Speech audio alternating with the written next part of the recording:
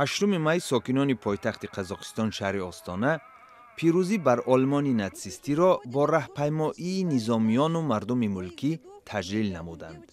مردم زیاد عکس‌های نزدیکانشان را که در جنگ بر ضد ناتسیستان هلاک شده اند با خود آورده بودند. در عرفه روز غلبه در موزه فرهنگی شهر بیشکک قرقیزستان نمایشگاه بخشیده به جنگ دوم جهانی افتتاح یافت.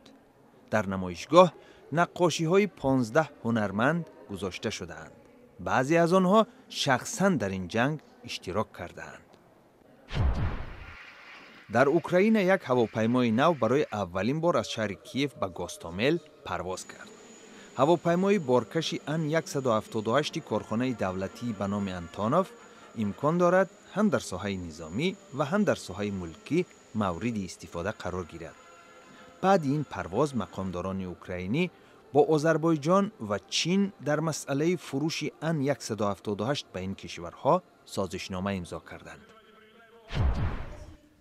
در شهر شمال و غربی پیشور پاکستان، سازمان غیردولتی جماعه شهروندی پختونخوا یک نشست با اشتراک تمام احزاب سیاسی دایر نموده در آن انتخابات محلی 30 می را بررسی نمود.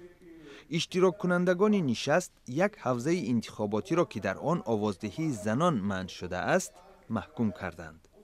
چند حوزه دیگر ولایت خیبر پختونخوا در انتخابات سال 2013 هم آوازدهی زنان را منع کرده بودند. سازمان غیردولتی از زنان دعوت کرد که صرف نظر از دستورهای مقامات محلی در آوازدهی اشتراک کنند.